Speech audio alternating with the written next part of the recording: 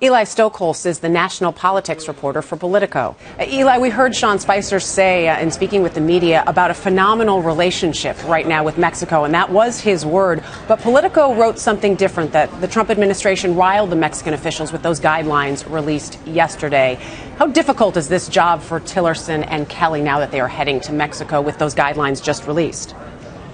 Well, it was already difficult, and now it just got more difficult. I mean, if this is a phenomenal relationship, I'd hate to see what a bad relationship in the White House's view actually looks like. You remember the Mexican president had to felt compelled to cancel his trip to Washington to meet President Trump in the White House the first week that after Trump was sworn in, because the president had signed that executive order directing the building of the border wall, right as the foreign minister from Mexico was in the office negotiating that upcoming trip. So this is a relationship that has deteriorated in the first month of the Trump presidency. It's no surprise given Donald Trump's campaign rhetoric and all the blame that he put on Mexico, the call and response at the rally saying Mexico is going to pay for the wall.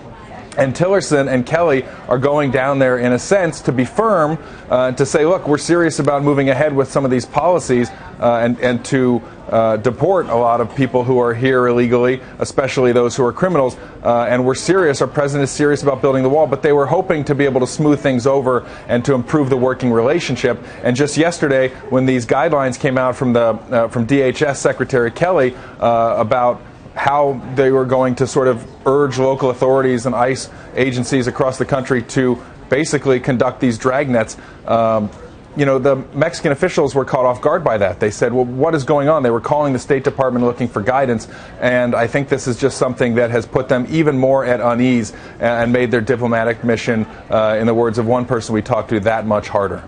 Well, I have to say, too, the Mexican officials have said that they may retaliate. They don't want any of this, and that they're very upset about a lot of the rhetoric that's come out. So how do we think here the Trump administration will be able to negotiate with Mexico on border security, or is that conversation premature at this point? Well, it's very difficult to be, negotiating as the Secretary of State when the president is in the White House tweeting and saying things that are more inflammatory. It's part of the things that have Tillerson very frustrated early on into this job, from what we understand. And I think that this just, you have to understand, even if the president doesn't get that it's more complicated than the politics, than a message that may excite his base, that when you're actually going to revamp immigration policy as it pertains to the U.S.-Mexico border, you need buy-in from Mexico. You need them to be able to work with you because, as another person put it to us, you can round all these people up, but you can't just leave them in the middle of a bridge. You have to figure out with the Mexican authorities how these people are going to be received back into Mexico. A lot of these things have yet to be worked out, and I think just throwing gas on the fire rhetorically at the White House is just making the diplomacy that much more difficult. We're expecting that we'll get a new executive order on immigration, a new travel ban executive order after that was halted. What are we expecting that may be different this time around? Is it as simple as the rollout being better?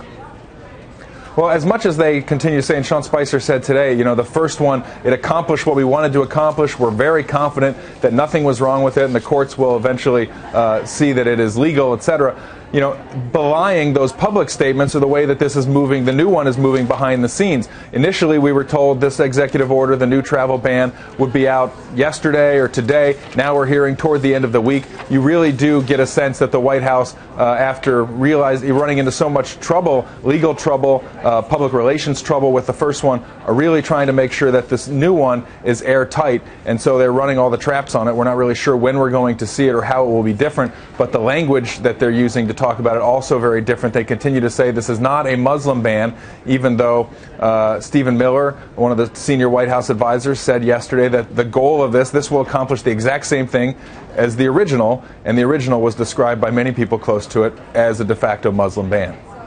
I want to ask you, Eli, while we have you, that there's a new report out that cabinet members are frustrated, is the word being used, with the White House's involvement in hiring, and that the White House says staffing should reflect the president's goals. Did the White House typically have such a short leash here?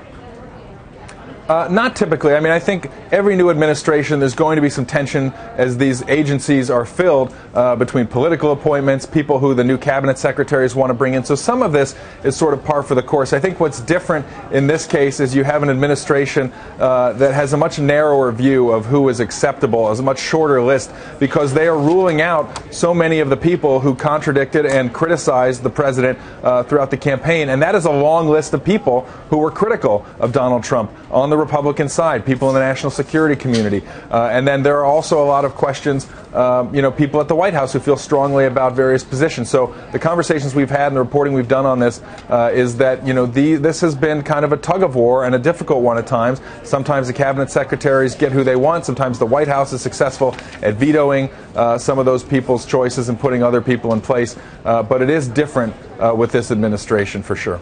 National politics reporter for Politico, Eli Stokols. Eli, thank you. Thank you.